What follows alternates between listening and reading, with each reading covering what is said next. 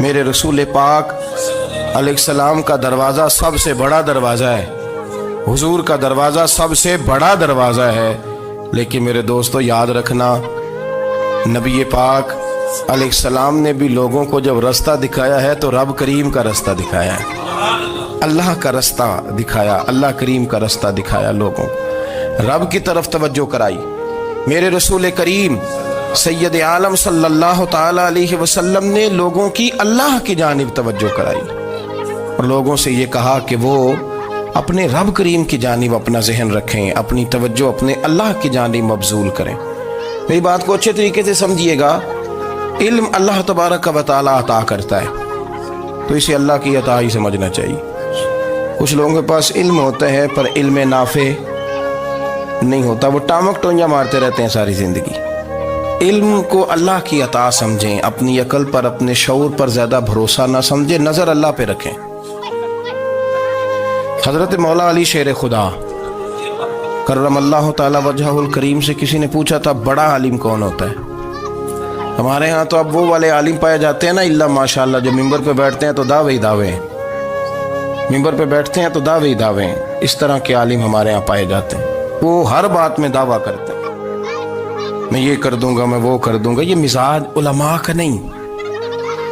حضرت علی المرتضیٰ سے کسی نے پوچھا بڑا عالم کون ہوتا ہے؟ فرمایا بڑا عالم وہ ہوتا ہے کہ جسے مسئلے کا پتہ نہ ہو تو وہ کہہ دے مجھے نہیں پتا، میں پتہ کر کے بتاؤں گا، غلط بات بیان نہ کرے۔ امام مالک سے کسی نے کوئی مسئلہ پوچھا تو آپ فرمانے لگے مجھے اس سوال کا جواب نہیں آتا۔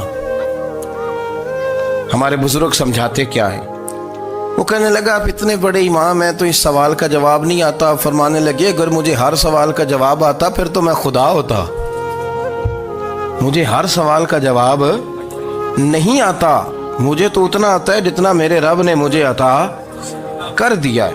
اپنی نظر اللہ پہ رکھیں، نکل آئیں اس معمے سے باہر کہ میں کوئی بلا ہوں، مجھے بڑا پتہ ہے، میرے پاس 6 ڈگریاں ہیں، مجھے 10 جگہ پہ تدریس کا شغف حاصل ہے، اس سے نکلیں باہر۔ قرآن مجید دیکھیے گا، اللہ تعالیٰ نے ارادہ قدرت فرمایا کہ میں حضرت آدم کو بناؤں گا، پھر بنانے کے بعد فرمایا فرشتوں سجدہ کرو آدم کو، سب نے سجدہ کیا الا ابلیس ابا واستکبر وکان من الکافرین، سب نے سجدہ کیا سوائے ابلیس کے، اس نے انکار بھی کیا، تکبر بھی کیا اور کافروں میں سے ہو گیا۔ تو یہ جب اللہ تعالیٰ نے سجدہ کرایا تو کیسے کرایا؟ اللہ تبارک و تعالیٰ نے نا حضرت آدم کو علم سکھایا خود، وعلم آدم الاسماء کلہا، خود اللہ فرماتے ہیں کہ میں نے جناب آدم علیہ السلام کو تمام اشیاء کے نام سکھائے، سب اشیاء کے نام سکھائے۔ تو وہ چیزیں پھر میں نے نا، اللہ فرماتے ہیں میں نے فرشتوں پہ پیش کی، میں نے کہا کہ بتاؤ ان کے نام کیا ہے، تو فرشتوں نے جو جواب دیا وہ سمجھنے والا ہے۔ اللہ نے چونکہ خود علم سکھایا تھا حضرت آدم کو، جناب آدم سکھایا تھا، لیکن فرشتوں کو نہیں سکھایا تھا۔ تو اللہ کریم نے فرمایا فرشتوں اب یہ بتاؤ ان چیزوں کے نام کیا ہیں؟ تو فرشتے کیا کہتے ہیں؟ فرشتے عرض کرتے ہیں قالوا سبحانک لا علم لنا۔ آپ کبھی یقین کریں اس چیز کی لذت لیں تو مزہ آ جائے۔